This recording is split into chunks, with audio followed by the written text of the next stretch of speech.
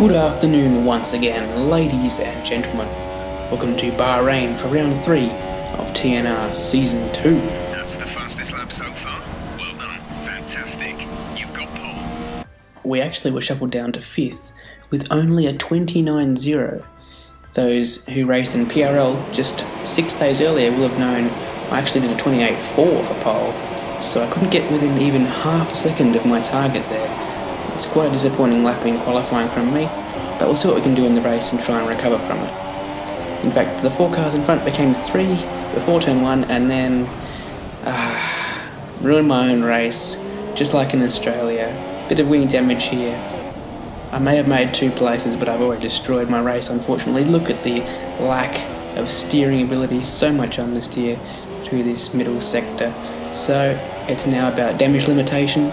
The guys in front I'm content with letting get away, and we'll have to hold Stingray back as long as we can so we can try and see if we can recover on an alternate strategy. I was debating whether I should go to lap 8 or 9 to try and go to the end on mediums with a 1-stop, but I think I would have lost too much time, especially as Stingray was already trying to pass even without the assistance of DRS. I did fight back down this main straight, but it was pretty much impossible. He's already passed. Just in the last turn, we came out of the slipstream quite early here. Tried to go around the outside. We actually did it, surprisingly, with a little bit of scraping. Unfortunately though, even though we got the move completely done, the traction on the exit was good enough for him to be alongside into this next right-hander, and there was nothing I could do to fight this one off. In fact, I went quite wide myself. Anyway, we've got Rafa behind us in the Mercedes, and he goes far too deep. I see it coming and managed to get the position back. I'm not sure if there was any contact there. It certainly sounded like it. It didn't feel like it. So it's up for debate, that one. Anyway, he's still going for it towards where Stingray passed me, but I was not letting that happen. Trying to get to a point where I can make a viable 2-stop work with the softest 2 compounds to the end. Now I got hit there, and that was very strange looking backwards. Certainly the Mercedes was on top of Moz's front wing there of the Sauber, so under attack. As we get hit again, and shrapnel flies everywhere. Under attack is an understatement here, not just in the general sense. Our gap to our teammate is 21.5 seconds. Rather than a normal racing attack, it was more like a shark attack. Down the inside once again comes a Mercedes, and I think that was Wimp this time, so very aggressive tactics from the Mercedes boys. And once again we have a Mercedes to defend from. This time there's a bit of lag, so I decide not to force it too much, just in case there's a unwarranted collision. I'm going to be putting it at the end of the lap anyway, I decided. And as you can see, Wimp with quite a bit of lag, so I tried to stay offset from the rear of his car in case he lagged back and destroyed further parts of my car. Anyway, you can see us exchanging for a new front wing here at the end of lap 5. Onto another set of super softs, so we have to make another stop anyway. Go now. That'll be onto the softs later on, and we feed out in 10th position, so still in the points. And at this point I thought maybe 5th would be my appropriate goal, a realistic goal at least. Nemo jumped us in the pits. He actually pitted at the same time as us, and we made a move down in turn 1 on him, and up into 9th position. A couple of fastest laps saw us close the gap to the cars in front. Was around 16 seconds to kart dude, he pitted. We're approaching the pit window. You'll be on the And softs. so did 2 further cars. One of them was Stingray, so we've actually undercut him because he was of course in front of us, having passed us early in the race. That's a very sad sight to see the Ferrari of Mazda disconnected after his pole position in dominant fashion. In the pits there is pure contrast. He was going for a 1-stop as well, a dark horse in this race. Our second pit stop saw us fall behind, Go. back into 10th, 7 seconds to the next car. In fact, some of them had to 2-stop themselves. As we grabbed the fastest lap there, you can see some cars in the pits. I eventually caught a massive battle pack of 4 cars, OP at the front. You can just see the McLaren spinning off to the side there on the left. So that's one easy position for several of us, but the next 3 would not be so easy.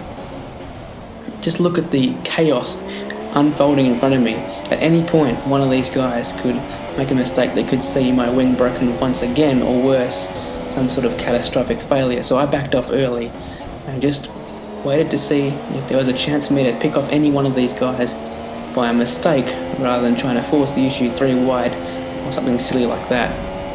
We advise moving to mix 2. Fuel to mix 2. My first victim was Cart Dude. In fact, he let me through. As you can see, they're braking a lot earlier than normal. He realised that following me would be a wise choice, and seeing if he could get through unscathed as well. Got Wimp here, still lagging unfortunately, so we're trying to minimise the risk around the Mercedes. We do try the move early, but he gets good traction, and with the lag I decided to back off a bit early and not force the issue there. In fact, Wimp makes progress, passing Mozza there in the Sauber. Although there's a McLaren randomly blocking the track, I'm not sure if anyone could see that other than me, because there are a couple of scenarios where Wayno, after he disconnected from the session, his car just appeared.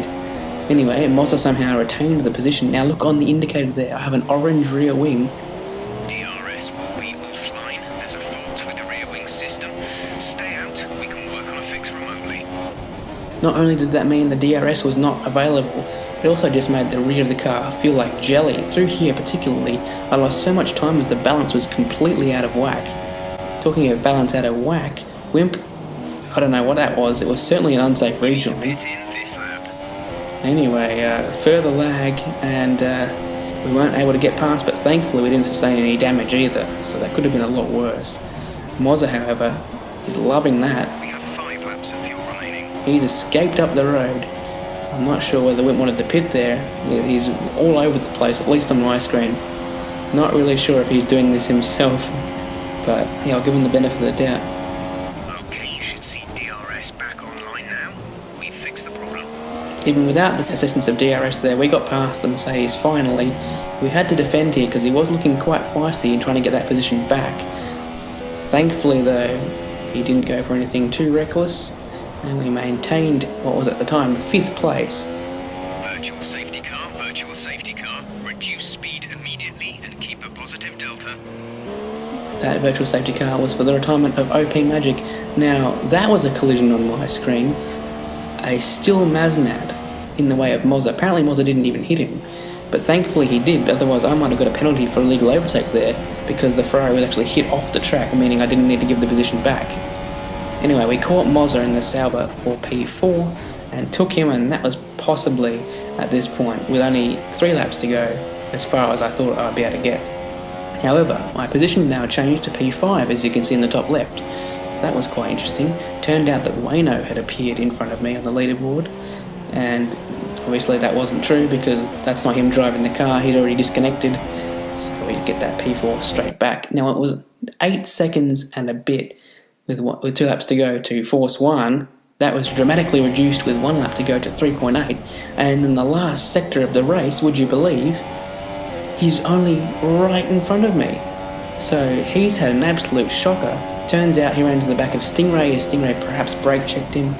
Under virtual safety car, Stingray himself picked up a puncture, so this is not only for 3rd but for 2nd for me. So out of nowhere, P2 from what looked certainly to be a damage limitation race. In fact, fantastic race from pure contrast. His first ever league win. There he is in the Haas, celebrating on the podium, and yeah, he pulled it off brilliantly. Bad luck, of course, to Juan and Maznat, who could have had shots at the victory there too. There you go, a recovery from us. Should see us retain the championship lead, I believe. So that is a positive going into Russia. I've been Jacko. See you guys then.